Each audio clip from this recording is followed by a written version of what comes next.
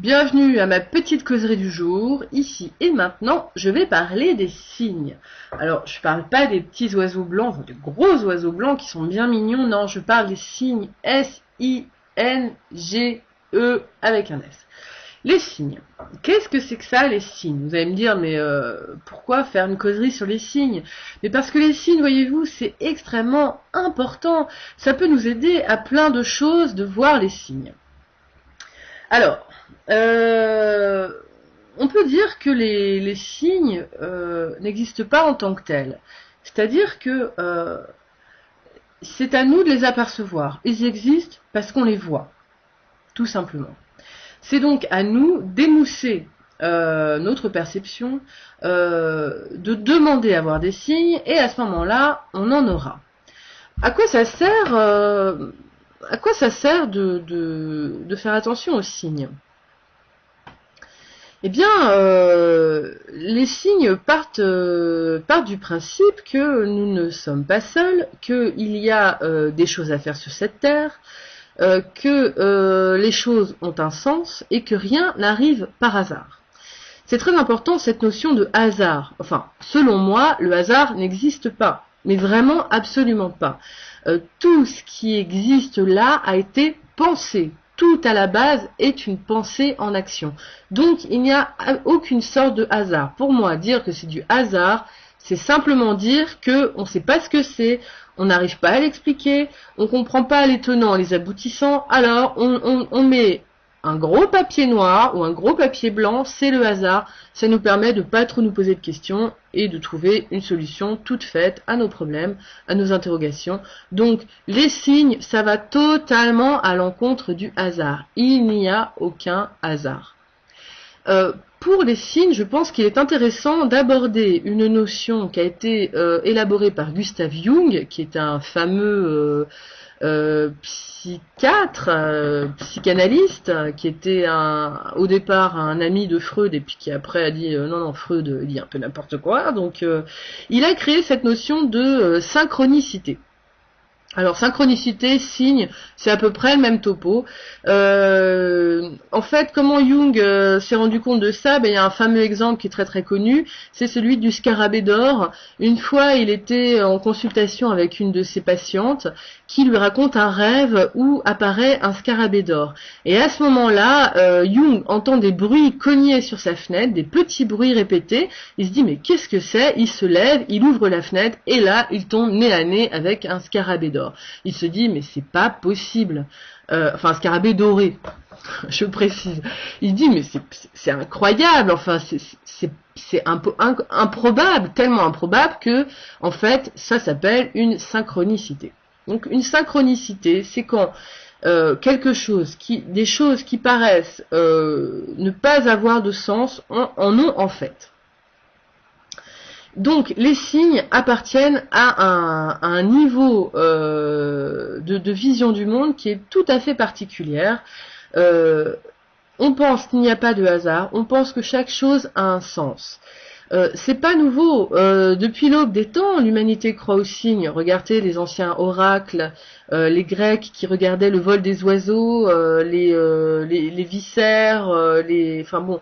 Depuis la nuit des temps, l'homme fonctionne avec des signes et il est bien dommage que l'homme d'aujourd'hui, du moins l'occidental de base, néglige complètement ces signes, ces synchronicités, et si ils arrivent, ils se disent bon c'est du hasard et ils cherchent pas tellement à creuser ce qu'il y a derrière. Les signes peuvent se manifester à l'extérieur de nous, à travers d'autres personnes, à travers des événements, à travers parfois des tout petits détails, mais c'est souvent la répétition qui va en fait donner du sens. La répétition est extrêmement importante dans les signes, et plus une chose est répétée, plus on peut se dire tiens, c'est un signe. Par exemple, quelque chose qui est extrêmement courant, ça va être quand vous regardez l'heure, vous voyez par exemple 13h13 ou 11h11 ou voilà, ou des chiffres comme ça qui reviennent sans arrêt. Ça, faut absolument pas se dire que c'est le fruit du hasard, pas du tout. C'est un signe. Faut chercher peut-être ce que ça veut dire, c'est double. Faut chercher ce que ça veut dire, c'est nombre. Regardez en numérologie, voir à quoi ça correspond. Bref, c'est absolument pas un hasard. Il y a aussi des signes que nous envoie notre corps. Par exemple, on pourrait tout à fait imaginer que des petites blessures, des petits maux du corps physique sont en fait des signes sur un dysfonctionnement qui arrive. Et c'est justement en écoutant ces petits signes qu'on peut éviter des grosses maladies. Parce que si on les écoute pas, au bout d'un moment, on va avoir un gros coup de bambou sur la tête, et là, on ne pourra plus négliger le message que nous adresse notre corps. Donc, il y a des signes comme ça qui sont qui nous viennent aussi de l'intérieur. On pourrait dire que notre corps nous offre parfois des petits cadeaux sur des petits signes qui nous paraissent être des choses négatives, des petites douleurs, mais faut prendre ça en compte que ce n'est pas un hasard. Si c'est mon corps à moi qui m'envoie ce signe à moi, qu'est-ce que ça veut dire? Il existe plein de livres pour lire les messages du corps, ça existe. Un signe, enfin en tout cas en ce qui me concerne, je vois qu'il y a un signe par rapport à l'émotion que ça peut découler. Il peut y avoir une scène toute simple qui résonne en moi avec beaucoup d'émotions, alors je me dis tiens, là il y a un signe, voilà. En tout cas, les signes, c'est quelque chose vraiment à pas négliger. Ça permet de nous faire cogiter, ça permet de mettre le doigt sur quelque chose qu'on voulait peut-être pas forcément voir, ou du moins dont on n'avait pas forcément conscience. Plus vous ferez attention aux signes, plus vous en aurez. Vous pouvez les demander, mais dans ce cas-là, il faut avoir les yeux ouverts. Je pense que la clé pour bien comprendre les signes, c'est d'être parfaitement éveillé et en pleine attention au moment de l'instant présent. C'est sûr que si vous êtes perpétuellement en train de penser à plein de trucs dans votre tête, vous n'êtes pas là en fait. On n'est pas réellement là, ici et maintenant.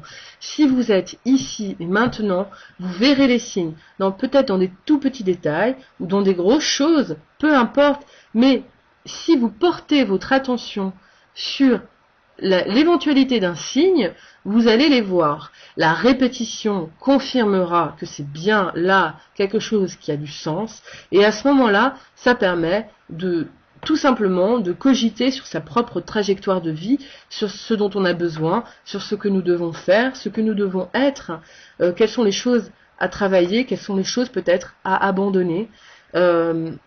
Les signes, c'est vraiment un joli cadeau que nous offre ce monde de magie. Et d'ailleurs, eh ben voilà, l'oiseau est passé, c'est signe que je vais m'en aller. Au revoir.